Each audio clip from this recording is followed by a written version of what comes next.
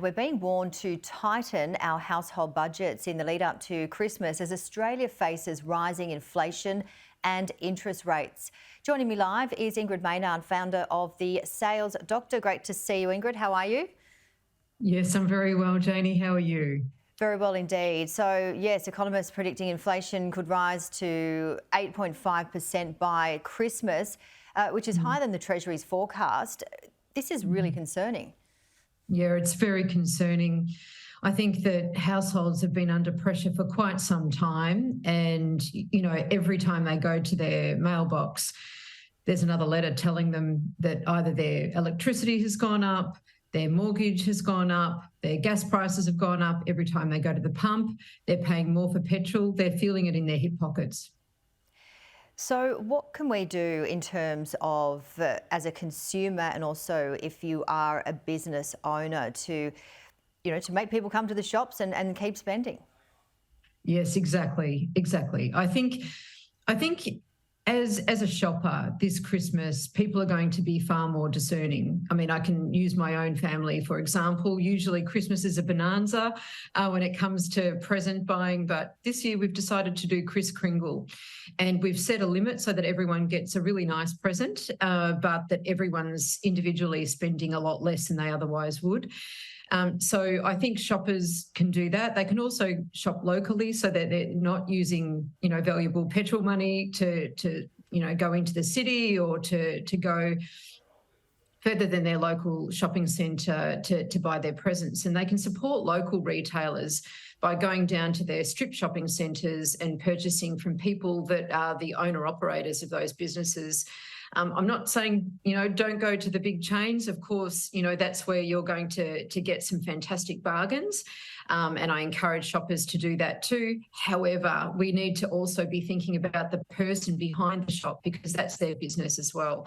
And as a retailer, the cost of doing business has just skyrocketed. You've got higher rent, higher wages. It's been hard enough to get people to work. There's still a talent shortage going on. They're paying more for power. They're paying more for freight. And now they've had to purchase a lot of stock in order to have the available stock in order to sell for Christmas. And they don't want to be left with large stock holdings and then have to discount those after Christmas. It's really tough, isn't it? You're in Victoria, Ingrid, and you had the longest lockdown in the world.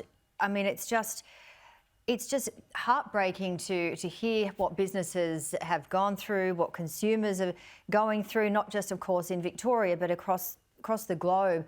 And now we're faced with, we're faced with, the dilemma of where you're going to spend that money. How do we work smarter, or what do you have to do as a business? I mean, we always talk about thinking outside the box when it comes to, pivoting and all of that sort of stuff through COVID. Is this another recreation of that?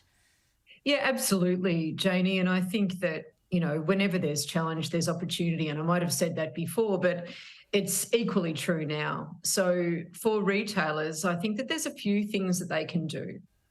There's always opportunities. So I think, number one, they need to speak the customer's language. They need to acknowledge that times are tough, and then they need to have conversations, whether that's through chat, online, or whether that's in person. When people, take the time to go into a store, they need to have conversations about how their purchase is actually going to help them beyond, when they get home. So, for example, if they were buying a washing machine, helping them to purchase something that's actually going to save them on energy costs, and then making sure that that value benefit is communicated, but also really understanding the broader picture of what somebody's buying, for whom, and how it's going to benefit somebody, for example, if you're going to buy an item of clothing, how that's going to benefit other outfits in the wardrobe, so that the customer actually joins the dots. It's not up to the customer to do that. It's up to the salesperson to do that. The other thing that I think retailers can do too is to really utilise their technology far better, and to curate a personal shopping experience as much as they possibly can, based on past purchase history. And, whether that's in person or online, they can be, sending out emails to invite people to shop with them and giving them good reasons to do that. The other thing that they can do is to maximise and highlight and promote their loyalty programs, because they need to be thinking about, customers beyond Christmas. So how can I create a customer for life by inviting them back in over and over again through my loyalty programs, rather than just thinking of them as a transaction for Christmas? Yeah, you make some excellent points there, Ingrid. It's really about the experience, isn't it? And getting back to good old-fashioned customer service. Yeah, if nothing else, Janie, that's the silver lining here. I think that we need to remember that, other people remember how we treat them. And it's no different, with our very valuable customers. We need to treat them in an extraordinary way if we're going to deserve their business, if we're going to be fighting for a share of wallet this Christmas, with all of the other things that they've got to consider. Let's make them feel special. Let's make them feel welcome. Let's make them feel glad that they came into our store. Yeah, absolutely. And as you said before, Ingrid, a great idea about, the Kris Kringle and making it a one present, but, just a very good quality present. And then, for people that can't afford it, as opposed to people that perhaps could, it makes it a little bit more even for everyone. Absolutely. I think that it comes back down to understanding what do we really need, and communicating that too with family and friends, around those gift giving times, so that they can buy something that's going to support or contribute to a major purchase, just so that there's less impact on somebody's hip pocket.